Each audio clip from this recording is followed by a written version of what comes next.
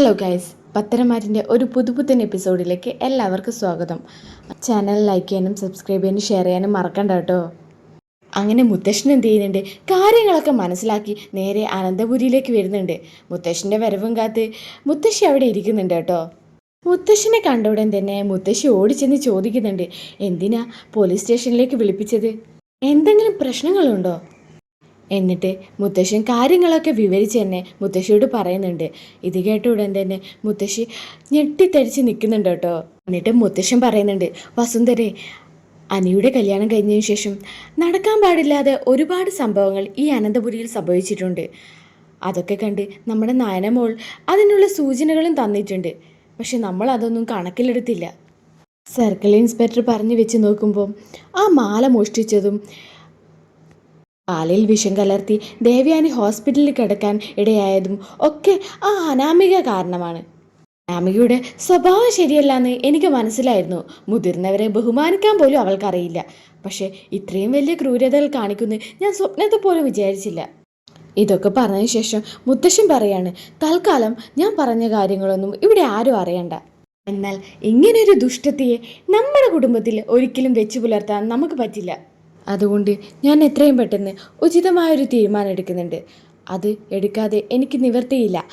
പിന്നീട് കാണിക്കുന്നത് അനാമിക എന്ത് ചെയ്യുന്നുണ്ട്, തൻ്റെ വീട്ടിലേക്ക് പോകുന്നതാണ്. എന്നിട്ട് വീട്ടിലെത്തിയ ശേഷം വേണുവിനോട് പറയുന്നുണ്ട്, ആദർശ് ഏട്ടന് ഒരു പണി കൊടുക്കണം. അയാൾ എന്നെ വല്ലാതെ ഇൻസൾട്ട് ചെയ്യുന്നു അവിടുന്ന്. മോളെ, അത് വേണോ? നമ്മൾ അവിടുന്ന് ഒന്നും അടിച്ചു മാറ്റിയില്ല. നിലനിൽപ്പ് തന്നെ ശരിയല്ല. അപ്പോൾ ഈ ഒരു പ്രശ്നത്തിലും കൂടി നമ്മൾ തലയിടണോ? അത് വിട്ടുകളാ. അത് ശരിയാവില്ല അച്ഛാ.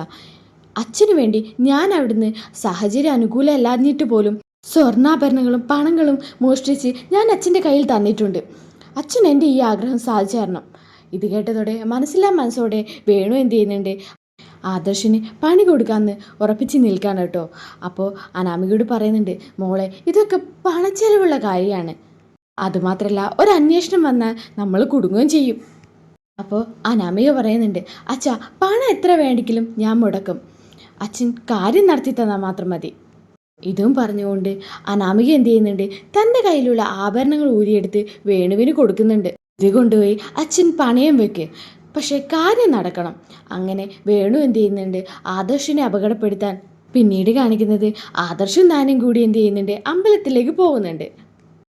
അങ്ങനെ ക്ഷേത്രത്തിലെ വഴിപാടൊക്കെ കഴിച്ചതിന് ശേഷം നാനി എന്ത് ചെയ്യുന്നുണ്ട്, ഓട്ടോറിക്ഷ പിടിച്ച് വീട്ടിലേക്ക് മടങ്ങിപ്പോവാണ്. ആദർശാണെങ്കിൽ ഓഫീസിലേക്കും. ആദർശിൻ്റെ നീക്കങ്ങളൊക്കെ കൃത്യമായി നിരീക്ഷിച്ച ശേഷം വേണു എന്ത് ചെയ്യുന്നുണ്ട്, കൊട്ടേഷൻ ടീമിനെ അറിയിക്കുന്നുണ്ട്. ഈ സമയത്ത് ഒരു ലോറി വന്ന് ആദർശിൻ്റെ കാറിന് ഇടിക്കുന്നുണ്ട്. ആ ഇടിയുടെ ആഘാതം വളരെ വലുതായിരുന്നു. തുടർന്നുള്ള എപ്പിസോഡുകൾക്കായി ഈ ചാനലും സബ്സ്ക്രൈബ് ചെയ്തു വെക്കുക.